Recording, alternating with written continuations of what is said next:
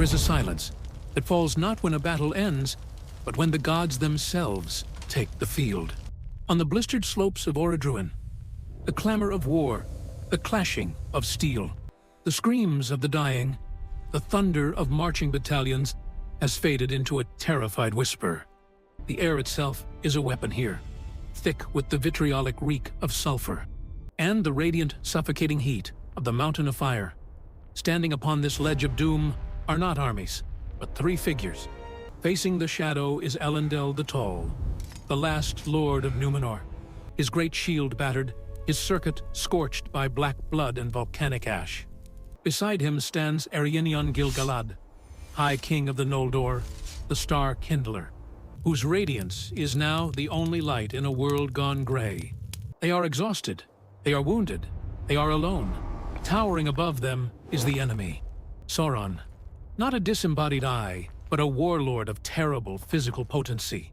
He is a monolith of black iron and burning malice, a force of nature that has broken the siege lines and scattered the greatest captains of the West like dry leaves. The 7-year siege has dissolved into this singular, desperate moment. There are no reinforcements coming up that jagged path. There is no tactical retreat. The kings know the calculus of this engagement. They are not fighting to survive the hour. They are fighting to ensure that the dawn might one day rise again for their people. They grip their weapons, the spear Aiglos and the sword Narsil, and step into the fire. To understand why the High King of the Elves and the High Kings of Men stood alone against a god, we must first understand the grinding machinery of war that placed them there. The duel on Mount Doom was not a sudden skirmish. It was the final, desperate convulsion of the conflict that had bled Middle-earth dry for more than a decade. The last alliance was the greatest military mobilization in the Second Age, a logistical titan, designed to crush the Dark Lord through sheer weight of iron and will. But by the time they reached the slopes of Orodruin, that titan was starving, exhausted, and on the brink of collapse. Consider the strategic reality of the march. When Gil-galad and Elendil united their forces at Amonsul, they commanded a host, the likes of which would never be seen again.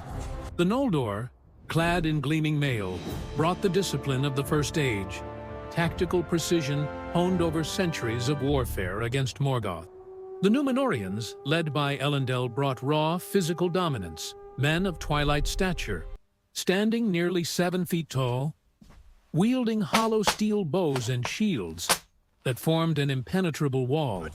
They shattered the gates of Mordor at the Battle of Dagorlad, but that was merely the opening move. The true horror lay in what followed, the Siege of Barad-dûr. For 7 years, the Alliance encircled the Dark Tower. In the annals of military history, a siege is often a static affair, a waiting game.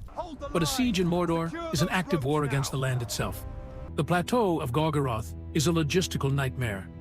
It is a lifeless, arid basin, where the air is toxic with volcanic particulate and water is non-existent.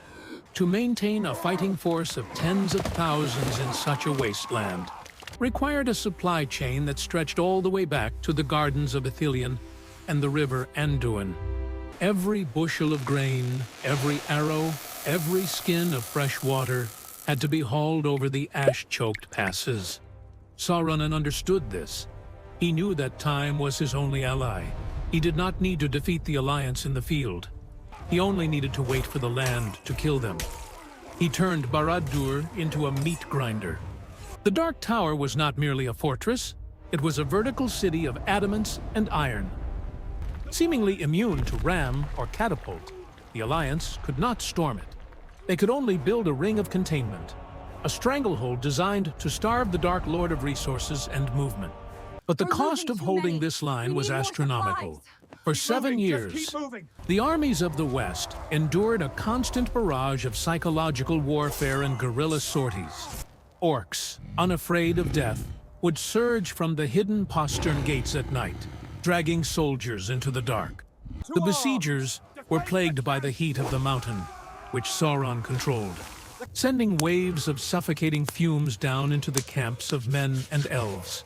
Disease and despair began to rot the foundations of the alliance. The casualty rate among the leadership was catastrophic.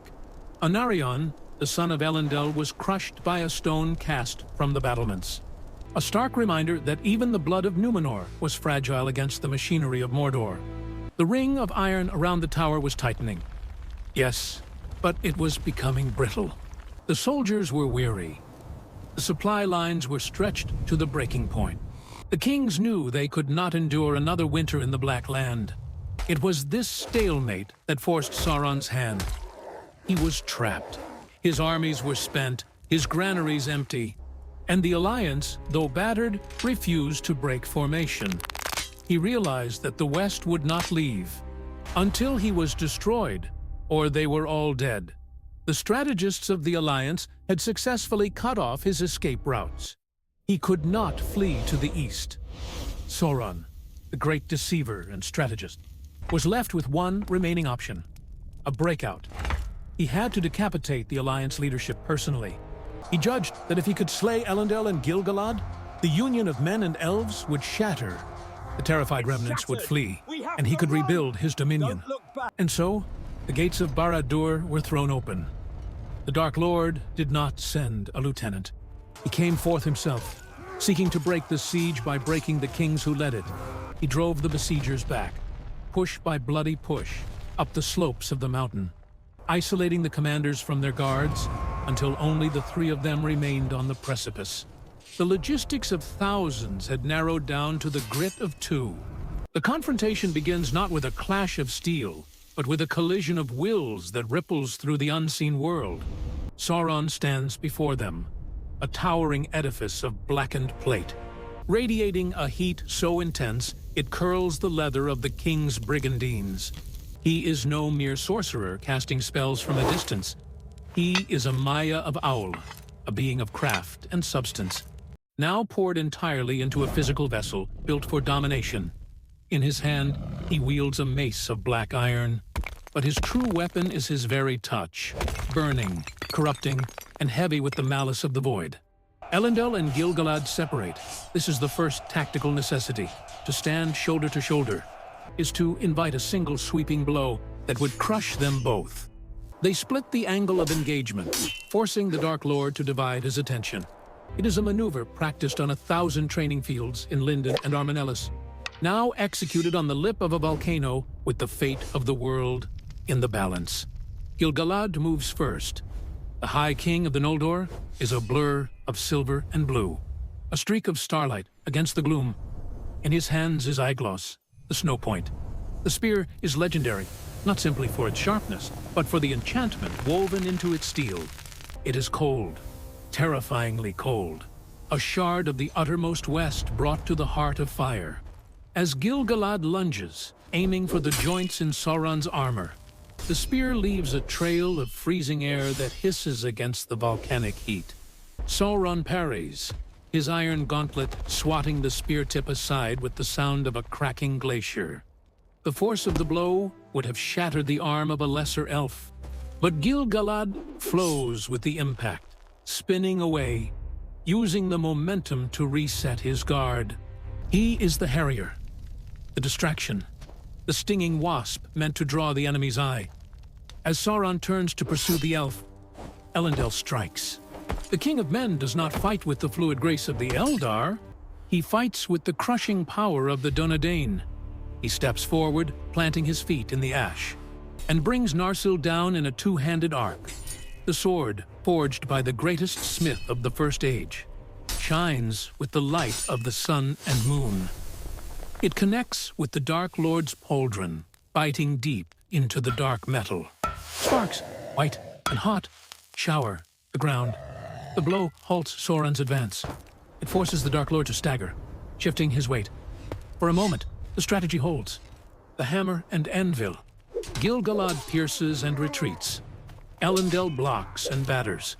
They are trading space for time, bleeding the Dark Lord of his stamina, but they are fighting a losing battle against the environment itself. The heat radiating from Sauron is a physical weight. It saps the moisture from their bodies, Their breath comes in ragged gasps, scorching their lungs. Every time their weapons connect with Sauron, a shockwave of pain travels up their arms, a magical feedback loop of pure malice. The turning point comes not from a mistake, but from the inevitability of attrition. Elendil is tiring. The sheer kinetic energy required to block the blows of a god is pulverizing his muscles. But he teases. Sauron, sensing the microsecond delay in Elendil's recovery, changes the rhythm. He ignores the stinging bite, point of Aiglos for a fraction of a second, and lunges at the man. The mace of the Dark Lord swings, a pendulum of death. Elendil raises Narsil to block, not to strike. Steel meets dark iron. The sound is not a ring, but a scream of metal. The impact drives Elendil to his knees. The ground beneath him cracks. He holds the line, his immense strength keeping the mace from crushing his skull. But he is pinned. Seeing his friend exposed, Gil-galad abandons caution. He commits everything with a cry that echoes. Over the roar of the mountain, the Elven King drives Aiglos forward with both hands, aiming for the visor of the Dark Lord. It is a strike of desperate perfection. The spear point finds purchase, driving into the neck of the enemy, piercing the armor. Sauron roars, a sound of tectonic shifting. In his pain and fury, he drops his guard and reaches out with his free hand. This is the moment of horror. He does not strike Gil-galad. He grabs him. The black hand closes around the throat of the High King. The effect is instant and catastrophic. The heat of Sauron's skin is hotter than the magma bubbling below. It is not a burn, it is an unmaking. We do not see a struggle. We see the light of the star kindler flare brilliantly for 1 second, and then extinguish. Gil-galad falls, his body scorched, his spirit burned away by the touch of pure hatred. Aiglos clatters to the stone, its ice melted. Elendil, witnessing the death of his brother in arms, finds a reserve of strength born of grief and duty. He knows he cannot survive this. The calculus has shifted to 0, but he also sees that Sauron is wounded. The spear thrust has slowed him. The Dark Lord is breathing heavily, black blood leaking from his neck, his movements sluggish. Elendil rises from his knees. He does not try to defend. He steps inside the reach of the mace. It is a suicide maneuver. He drives the pommel of Narsil into the breastplate of the enemy, using his entire body weight to tackle the Dark Lord. It is the wrestle of a man against a monster. Sauron, weakened by the elf's strike and off balance, stumbles back. But as he falls, he lashes out one last time. His mace crashes down, not on the sword, but on Elendil's chest. The armor of Numenor crumples. Ribs shatter. The heart bursts. Elendil falls backward. As he hits the earth, his body goes limp. And the great sword, Narsil, trapped beneath him, snaps with a sharp, mournful chime. The blade is sundered into 2 shards. But look closely at the scene. The cost was absolute, yet the objective was achieved. Sauron is not standing in triumph. He too has fallen. The combined assault, the magical piercing of Aiglos, and the kinetic battering of Elendil has broken his physical form's endurance. The Dark Lord lies prone, overthrown, his strength temporarily spent, his spirit struggling to maintain the cohesion of his body. Silence returns to the mountain. 2 kings lie dead. The Dark Lord lies defeated, panting in the dust, unable to rise.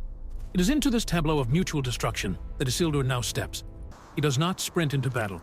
He walks into a graveyard. He sees his father broken on the stones. He sees the charred remains of Gil-galad, and he sees the enemy, the architect of all this sorrow, lying vulnerable at his feet. The son of Elendil picks up the hilt shard of his father's sword. His hand trembles, not from fear, but from a rage that transcends reason. He does not duel Sauron. The duel is over. Elendil and Gil-galad won the duel. Isildur is here to perform the execution. With a grim, jagged stroke, he severs the finger that bears the ruling ring. The connection is severed. The anchor is cut. Sauron's physical form, already pushed to its limit by the 2 kings, instantly loses its cohesion. There is no explosion, No shockwave, just a sudden, violent dissipation of spirit, like smoke torn apart by a gale. The armor collapses, empty.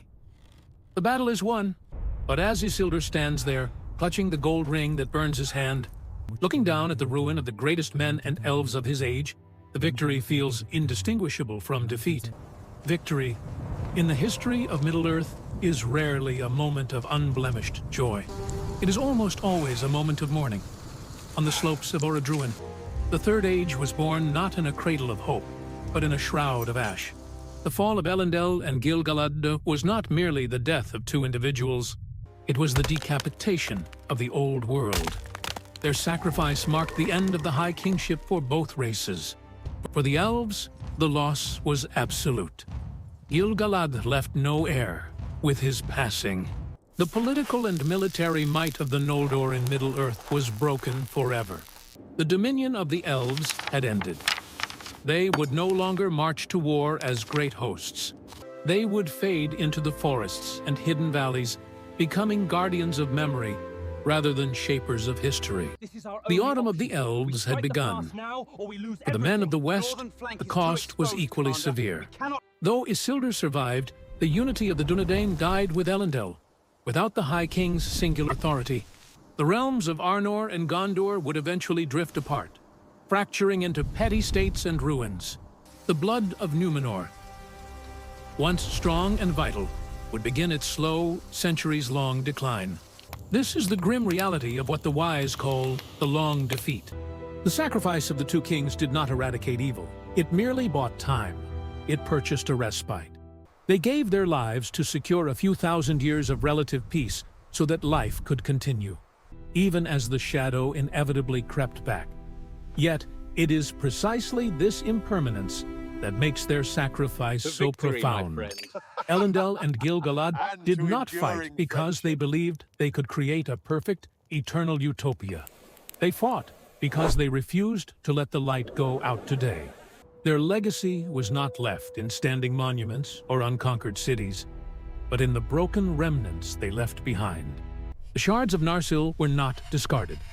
They were gathered up and treated with religious reverence, passed down through generations of rangers and exiles. Why?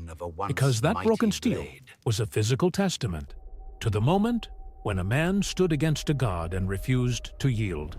It became a promise that what was broken could one day be renewed. And what of Aiglos?